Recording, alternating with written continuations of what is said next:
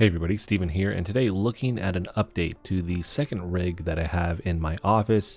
I wanted to update the background with this, and it turned out really good. But in this video, I'm going to showcase the process of me actually converting this over, talk about all the different things that I got for this, and then look at what I previously had and why I wanted to upgrade everything. So this is the new setup here. So this is just a preview. This is what it used to look like. And I actually did a video on the background here because this is high density sound foam or acoustic panels. Did a video on that, but I need to upgrade more than just the background here. It just, to me, it was starting to look stale. I also have a ton of cable management that I need to work on. This is the second rig, as I mentioned. With this, I typically use this for testing reviews and some peripherals. So if I'm using my main rig and that's being taken up, I can actually shift over here and still continue to work without everything coming to a halt because I'm needing to either export a video or I need to record or anything like that. Now this is the atrocious cable management right now. Again, I'm swapping these out so often that I usually don't even mess with trying to organize this, but I want to clean everything up here, get rid of all these extra cables that have just accumulated over time. On the background, I did at one point have the Govee Glide, which is a cool light, but it wouldn't actually hold to this high density foam acoustic sound board here. It just, for whatever reason, I don't know why it wouldn't hold long term. It kept crashing down. And I ran into that same problem with the new update here, but I'm going to talk about that a little bit more once I get to it. So now let's shift over to the actual update here, starting with the acoustic wood wall veneer slate panels. The company here is Slat Panel. These come in a package of 2, but I ended up getting 6. Pointing out the fact that there are boot marks on this, didn't really like that because I was concerned that they would come messed up if somebody was actually stepping on these. But essentially it's the same high density foam acoustic panels that I actually did have on the wall, but there are these large rectangles, and then they put what I'm assuming is MDF, and I've read that it is that, and then they took veneer and they put it on top of that. So it is technically real wood. It's just a very thin slice of real wood that they put on top of that MDF type material. So it isn't fully wood. You just have the look of wood without needing to be as heavy, because it would be really heavy if these were solid pieces. It provides probably a little bit more soundproofing for the room than what I previously had, and they have a ton of different colors here. So this is the natural walnut, but they have natural oak, they have cherry, they actually have like a blue one, a white one, a black one, so they have all these different options. I thought this one was just going to fit the aesthetics of what I was going for here. And then paired with this, I actually have the black Nanoleaf triangles. They just released these this year. I can't remember the exact date, but I like these over the white because it's just going to match the background even better. But as you can see on the back of the high density foam here, there are a lot of staples, so this is held together very securely, which is a big plus. Now the first part here is taking everything down. My concern was the tape that I used, the double-sided tape, was going to peel off the drywall. I've had that experience before, and it's a pain because you just really damage the wall. Went with different tape when I actually put these up. Again, the concern was that it would peel off the drywall, but luckily that was not the case. It was just a longer process to actually get this tape off because I had to use my thumb to kind of scoot it over and to just sit there and essentially push it, and then eventually it would kind of peel and then I could just pop it off. So no damage to the wall, which was great. It just took a long time, and it peeled back the skin underneath my thumbnail, which as I started this, I was like, I knew that was going to happen. It actually happened a couple times throughout this whole project at various points, which always just, it stings. It's just a weird place to have that. It's not comfortable, super painful, but I got all of it off. And again, my biggest concern was that this was going to peel off the drywall. Didn't happen at all, which was great. So I did want to showcase when I was done, I had the huge ball of this double-sided tape here, which my daughter ended up wanting to play with for some reason, so I let her play with that for a second. And this ended up taking less time than I thought, just a little bit under 20 minutes. The total project time, though, by the way, was about 6 hours with everything. Now, once this was all done, the next thing to do is put up these slate panels, but This one, I had to get it cut out, and I actually had my mechanical engineer client help me with this because it needed to be precise for the light switch, and I didn't want to mess with trying to do that myself because I knew I was going to mess it up, and it fit perfect. That was something I was concerned with, but this was a super flush fit. It also made it so that it was completely level, because with the other acoustic sound panels, I didn't line that up perfectly. I started at a different end, and so by the time I got over there, it was actually off, which always irked me. Now this was the only complicated one because the rest of them are just going to fit flush to that. And with this, I ended up going with this Velcro here. It holds up to 10 pounds. And so I split these in half and then put one on each corner. So I ended up needing a total of 2 of these, split them in half. Each half goes onto a corner, so then I have 4 total here. And this would also allow me to adjust this if I needed. So this is now the process of getting everything lined up. This took quite a while, and it was more just making sure it was lined up and it matched exactly where I wanted, because I not only need it flush, but once I pushed that into the wall, I wanted to make sure up top that I could see that it was level. The only thing I didn't really quite think about here was with this Velcro, it also means that it is subject to shift a little bit as I would push it in. So it did shift a little bit in that, so I would go back through and just check to make sure it looked level, and then if I needed any type of micro adjustment, I would essentially just kind of try and push it towards the direction that I wanted it to go, and it seemed to do pretty well with that.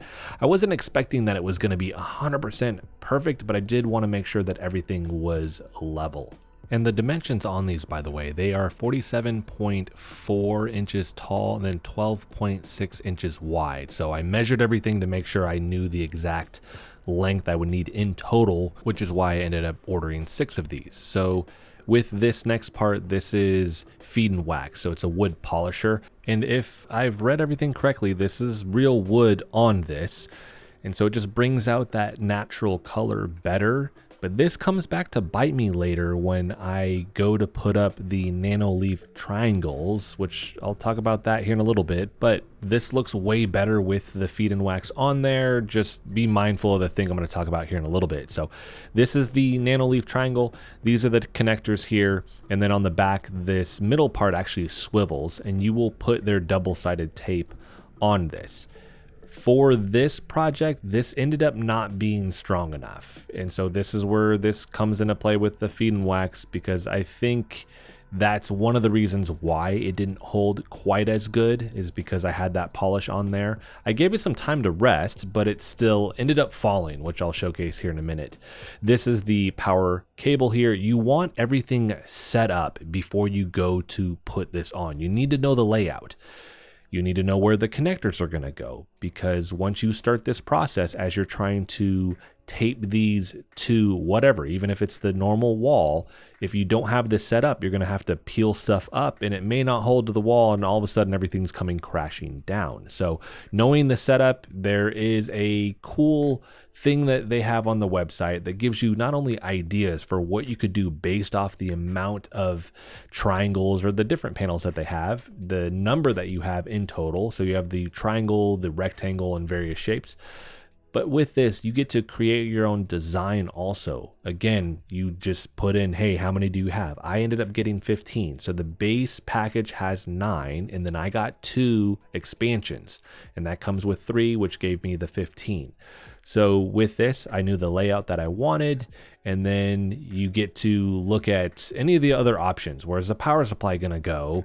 Where are you gonna put just these different items on here in terms of the tape, where you need to figure out, hey, how would you mount this, right? If it's going to be the tape versus the plate, but also where the connector is going to go on this. And that again is important, because you need to know where those are going to be so you can preset everything up, so you're not having to peel things off down the road, which can cause issues. So right now I'm just showcasing, hey, you can move this around, and at the top you have the linker view, so you can see where these are going to go, get everything preset up, and it just makes everything easier to install overall.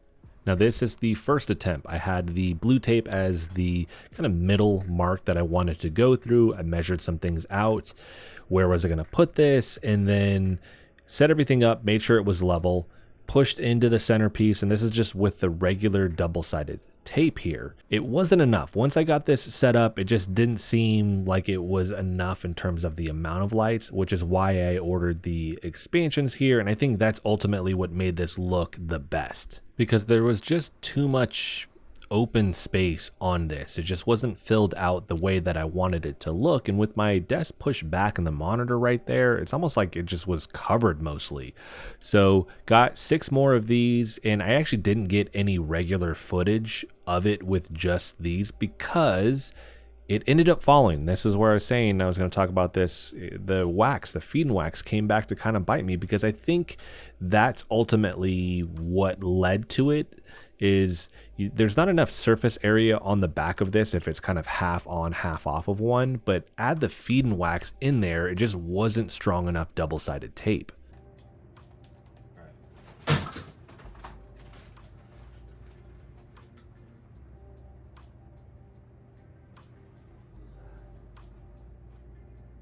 So that was actually me recording a separate video, and it fell, and I didn't know what it was. It took me a second to actually figure that out, but then I saw them all scattered on the floor.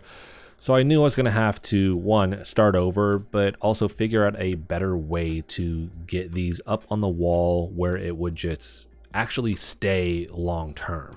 So the first attempt here, I was going to use this 3M tape. I mentioned some tape that actually pulled off the drywall before. That is this tape. It is very heavy duty. The issue I ended up running into though is that with it on the kind of rotating plate here, it's not raised up enough, so it actually won't even stick to the wall.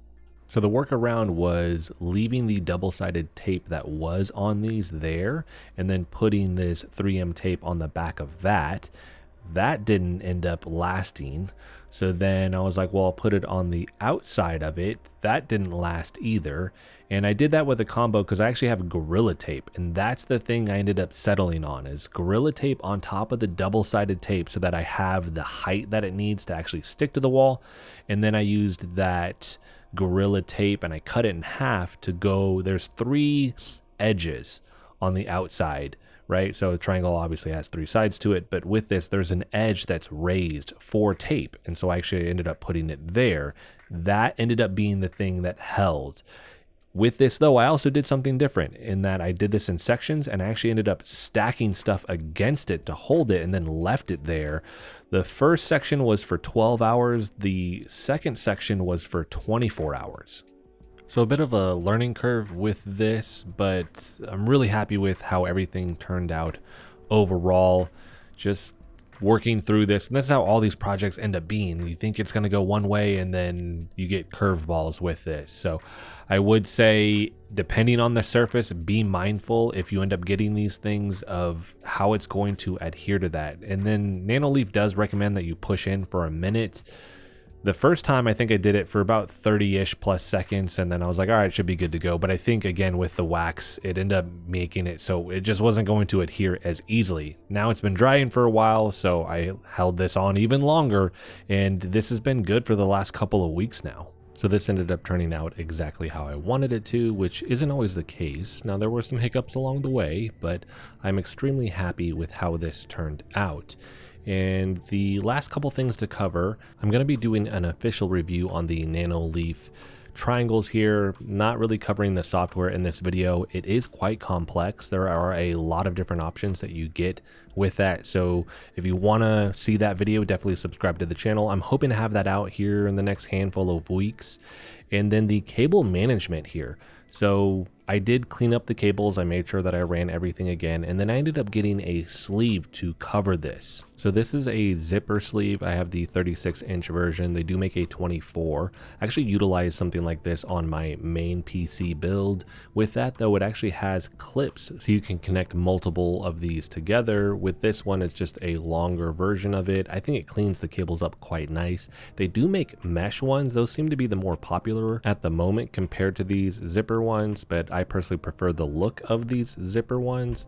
And then they have some that are very expensive, where we're talking like it's going to be close to $100, and I'm not going to mess with some of those other ones, maybe way down the road, but this just generally cleans everything up so it doesn't look like just a bunch of cables hanging from the back of the desk. So that's actually going to be it for this video. I hope this is giving you some ideas for things that you can do with your setup for the background and whatever type of aesthetics that you want to create around your rig. With this, I will have all of these products linked in the description if you want to check those out. And if you have any questions about any of the products, just let me know in the comment section. I will make sure to answer those for you there. If you like the video, hit the like button for me as it helps the channel out. If you want to continue to follow along with all my content, like my upcoming review of the Nanoleafs here, hit the subscribe button for me. And as always, thanks so much for watching, and I'll see you in the next video.